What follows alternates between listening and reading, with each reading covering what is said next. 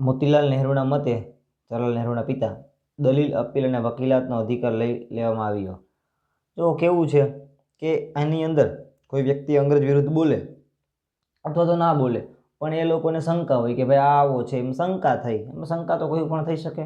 તો એ શંકા થઈ તો વ્યક્તિની ધરપકડ કરી શકાય, એના પર મુકદ્દમો ચલાવ્યા વગર, એને અદાલતમાં લીધા વગર તમે એને દિવસોના દિવસો જેલમાં રાખી શકો. એટલે ગાંધીજી આને કાળો કાયદો કીધો. આનાથી શું થાય કે અંગ્રેજ ઓફિસરે કોઈ પણ વ્યક્તિને પૂરી શકે છે.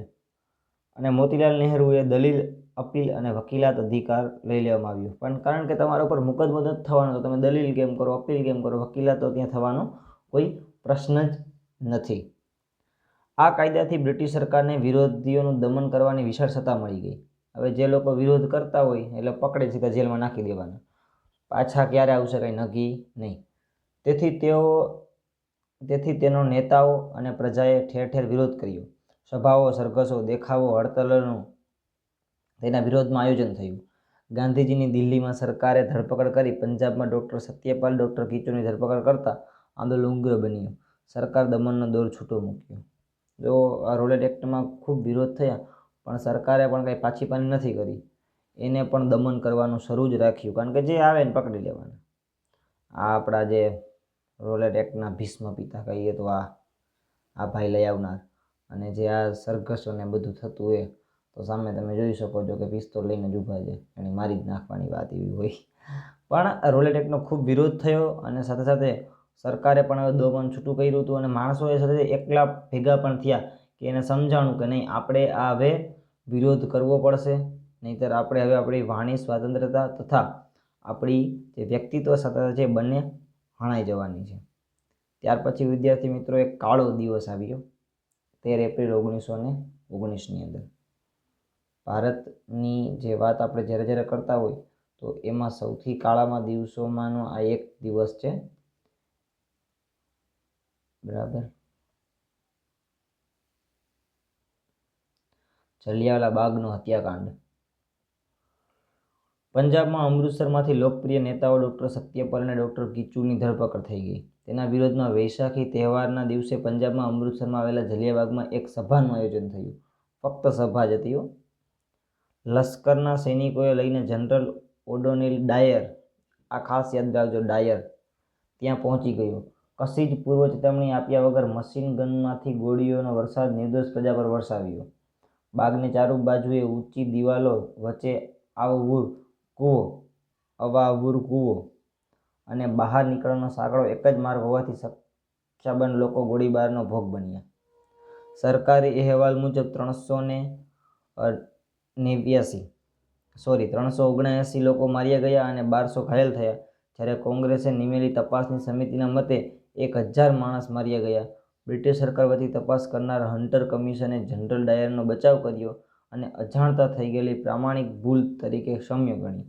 બીજી તરફ ડાયરે જ્યારે ઇંગ્લેન્ડ પાછો ફર્યો ત્યારે તેનું 2000 પાઉન્ડ તથા તલવાર આપી સન્માન કરાયું. જો વિદ્યાર્થી મિત્રો, કેવી એક ક્રૂર વાત કહેવાય એને, તમે એની જે ક્રૂરતાની હદ નહીં. એક જગ્યા જેમાં બહુ ખૂબ સાંકડી હોય, તમને ફોટો દેખાય છે અત્યારે આ રીતની થઈ ગઈ. જો આ જે તમને નિશાન દેખાય છે વચ્ચે, આ ગોળીઓના નિશાન છે. અત્યારે એને એક સ્મારક બનાવી દેવામાં આવ્યું છે કે જલિયાવાલા બાગ છે. આ જ્યારે અત્યારનો લેટેસ્ટ ફોટો છે. આ અત્યારે હવે આ રીતે જોવા મળે છે. આ તમે અંદર જોશો તમને આ પણ જોવા મળશે. જેમાં ક્યારે જાઓ તો જોઈ આવજો.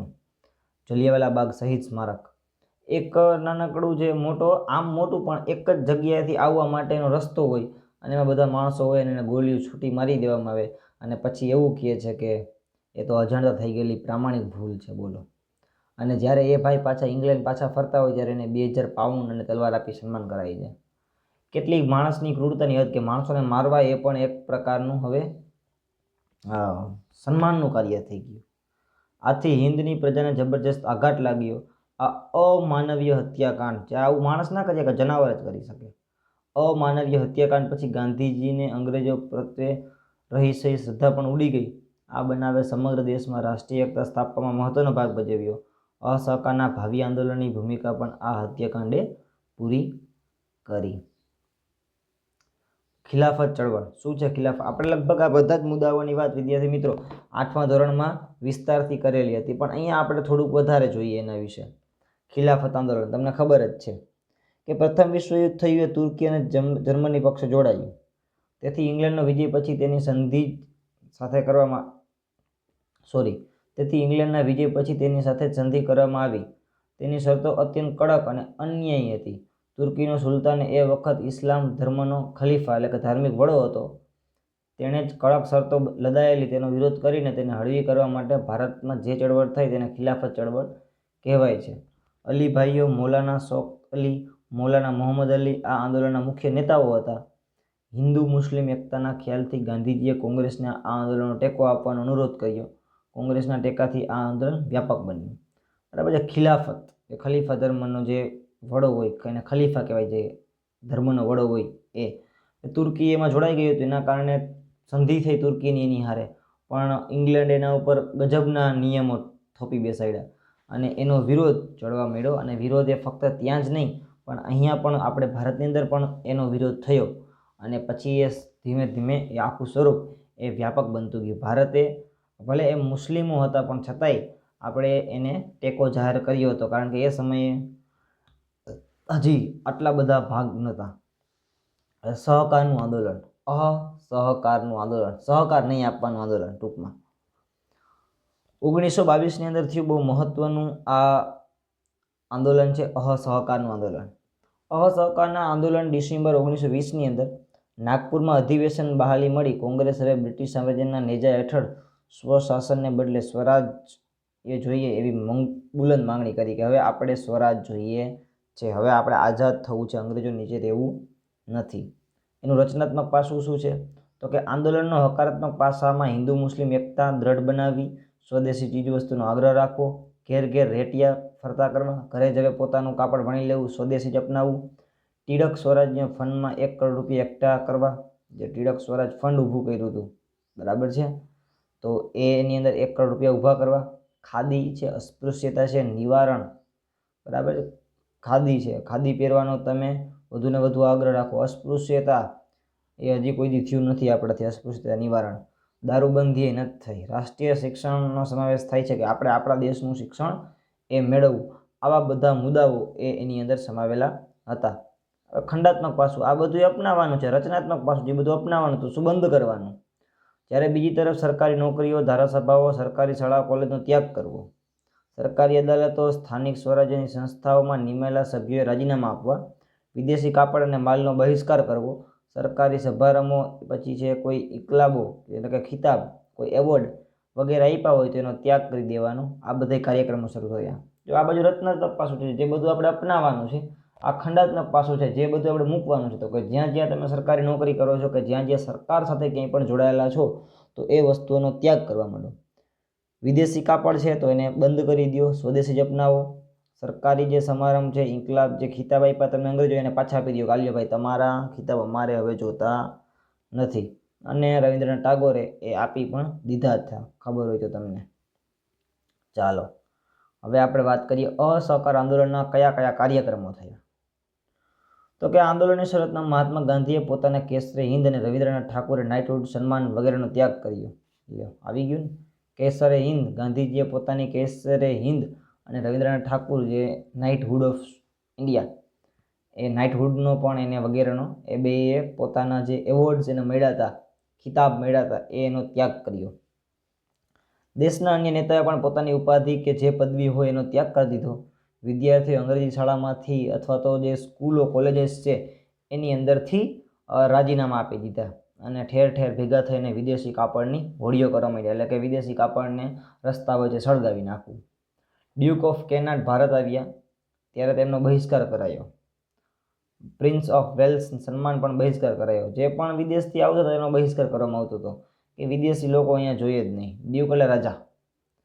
કેનાટના જે ડ્યુક છે એ આવ્યા ત્યારે પણ એનો પણ બહિષ્કાર. અને પ્રિન્સ ઓફ વેલ્સ, આ બધા ઇંગ્લેન્ડના જ અલગ અલગ ભાગોના નામ છે.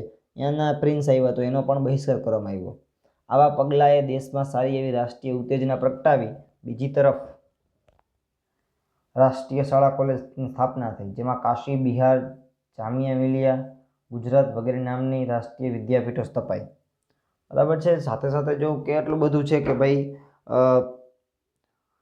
આપણે પોતાના દેશની જે વિદ્યાપીઠો છે એ તપાઈ, ગુજરાત વિદ્યાપીઠ છે કે ગાંધી વિદ્યાપીઠ છે, તો એ બધું આપણા દેશની વાત કરે છે.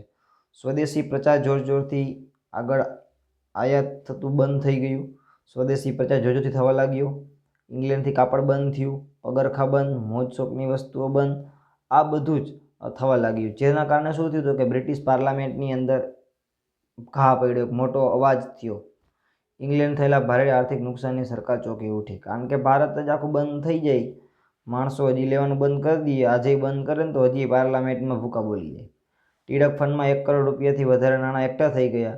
તેમજ આંદોલન દરમિયાન હિન્દુ મુસ્લિમની એકતાના અનેક પ્રસંગો જોવા મળ્યા.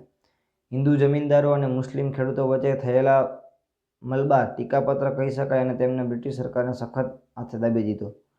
બરાબર છે. હિન્દુ મુસ્લિમ એક થઈ ગયા છે અને બંને એક સાથે કામ કરવાનો એ મહત્વનો નિર્ણય લીધો છે. અને જે મોપલો બળવો હતો એ ખૂબ જ મહત્વનો હતો, જે ટીકાપાત્ર કહી શકાય, અને બ્રિટિશ સરકારે સખત હાથે એને દબાવી દીધો, નહીંતર એ ઘણું એવું કામ કરી શકાતું. મલબાર. આ આંદોલન નિષ્ફળ બનાવવા સરકારે દમન નીતિનો સહારો લીધો. શું કર્યું? દમન નીતિનો સહારો લીધો કે દબાવી દો. બેફામ લાઠીમાર, આડેધડ ગોળીબાર, સામુદાયિક ધરપકડો, અમાનુષી અત્યાચાર, હિન્દુ મુસ્લિમ એકતાને તોડવાનો નિષ્ફળ પ્રયાસ થયા. જે મલબાર થયું તો એ ખૂબ સારી રીતે કામ કરી રહ્યા હતા, પણ અંગ્રેજોએ તેને દબાવી દેવાનો પ્રયત્ન કર્યો, બેફામ લાઠીમાર કર્યા, જેમ તેમ ગોળીઓ ચોડાવી. અસહકારનું આંદોલનની વાત. ચાલો, એક બહુ મહત્વનો બનાવ બન્યો અને જેને ગાંધીજીએ વખોડી કાઢ્યો. બરાબર છે.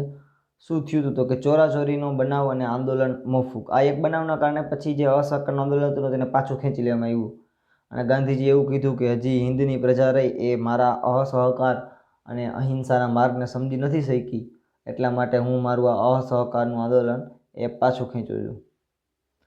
ઉત્તર પ્રદેશના ગોરખપુર જિલ્લામાં આવેલા ચોરી ચોરા ગામ પાસે, ઉત્તર પ્રદેશની અંદર ગોરખપુર એનું એક ગામ નાનકડું ચોરી ચોરા, 5 ફેબ્રુઆરી 1922ના નીકળેલા સરઘસમાં લોકો પર પોલીસે ગોળીબાર કર્યો.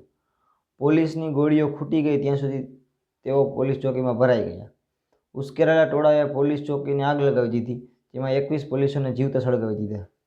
આ હિંસક બનાવના સમાચાર મળતા ગાંધીજીએ અહિંસાનું મૂલ્ય નહીં સમજનાર લોકોમાં હાથમાં સત્યાગ્રહનું શસ્ત્ર મૂકી મેં હિમાલય જેવડી મોટી ભૂલ કરી છે એમ કહી અસહકારનું આંદોલન તત્કાળ. અત્યારે જો આ શહીદ સ્મારક ચોરાચોરી અને આ રીતની એમાં આગ લગાવી દેવામાં આવી હતી. શું કહે છે ગાંધીજી કે અહિંસાના મૂલ્ય નહીં સમજનાર લોકોના હાથમાં સત્યાગ્રહનું શસ્ત્ર મૂકી મેં હાથી જેવું હિમાલય જેવડી મોટી ભૂલ કરી છે. પછી આગળ જતાં ગાંધીજી એવું પણ સ્વીકાર્યું હતું કે મારે ખરેખર અસહકારનું આંદોલન એ પાછું ખેંચી લેવાની જરૂર નહોતી. પણ ચોરાચોરીનો એ બનાવ એ ખૂબ મહત્વનો બનાવ હતો કે જેમાં 21 પોલીસના જીવ સળગાવી નાખ્યા હતા, પણ એને કંઈ સારું નહોતું કર્યું. અસહકારના આંદોલન મહત્વ અને તેની અસરો. શું એનું મહત્વ હતું, એની અસરો શું થઈ? તો કે પહેલી તો ઘણી બધી અસરો થઈ. એકતા આપણામાં વધી, એ મોટી અસર હતી. આ આંદોલન પોતાના હેતુઓ પ્રાપ્ત કરવામાં ભારે સફળતા મળી ન હતી, પરંતુ તેના નકારાત્મક અને રચનાત્મક કાર્યક્રમો દ્વારા તેમણે લોકોને તેમના અધિકારો પ્રત્યે સભાન કર્યા. સરકાર તરફ એક વિરોધી વાતાવરણ સર્જાયું હતું. લોકોમાં અન્યાય વિરુદ્ધની સંઘર્ષની ભાવના પ્રબળ બની. ભારતમાં બધા જ વર્ગોમાં રાજકીય જાગૃતિ આવી. સ્વરાજ માટેની શ્રદ્ધા અડગ બની.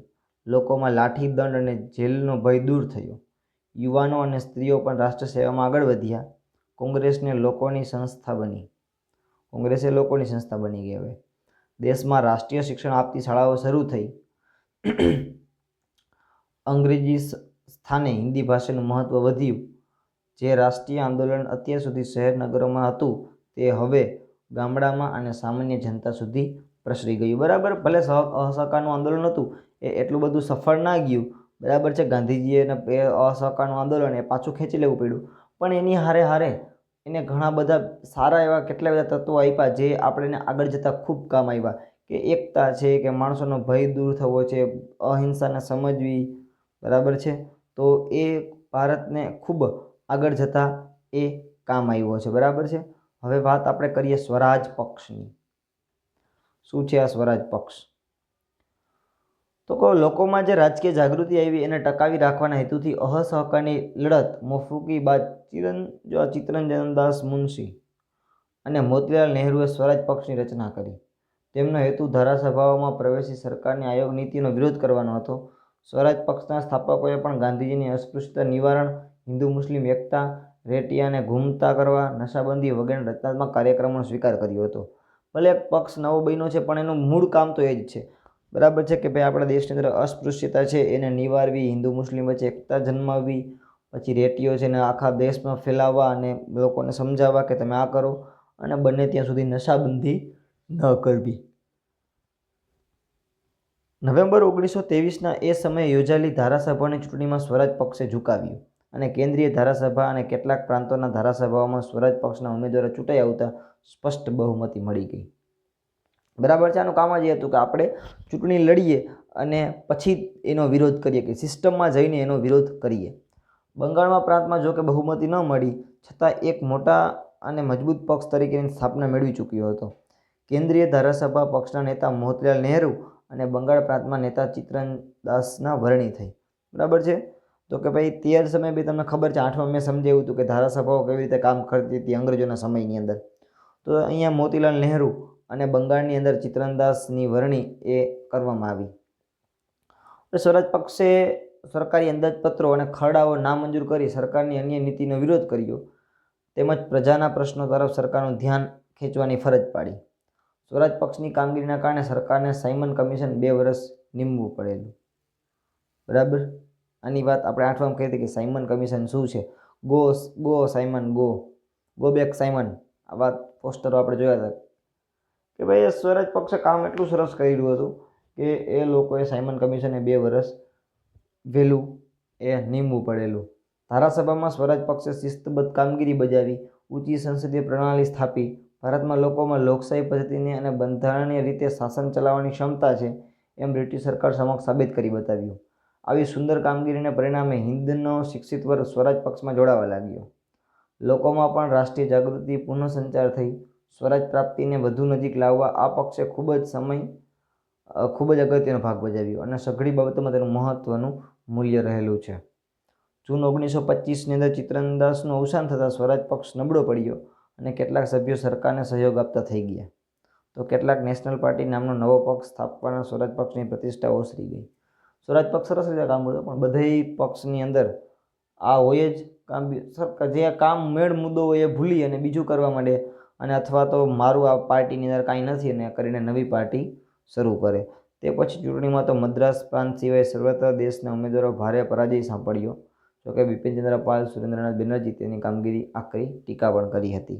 પણ હવે શું, ચીડીએ ચૂક ગઈ ખેત. કારણ કે એ સમયે જ્યારે પક્ષ કામ સરસ કરી રહ્યો હતો ત્યારે સાથ આપવાના બદલે ઘણા લોકોએ અલગ પાર્ટી શરૂ કરી, નેશનલ પાર્ટી નામ આપ્યું એને, અને ઘણાએ તો સરકારને જ સાથ આપ્યો. બરાબર. ફાઉન્ડર ઓફ સ્વરાજ પાર્ટી, જે બંને જે વ્યક્તિ તમે જોવો છો, મોતીલાલ નહેરુ એ આપણા ફાઉન્ડર છે સ્વરાજ પાર્ટીના. તો વિદ્યાર્થી મિત્રો, અહીંયા આપણે આ પાઠ પૂરો કરીએ છીએ. સ્વાધ્યાયના પ્રશ્નો તમે લખજો. બરાબર છે. અને વારાહી ક્લાસીસ વતી તમારા બધાનો ખૂબ ખૂબ આભાર. All of you, thank you.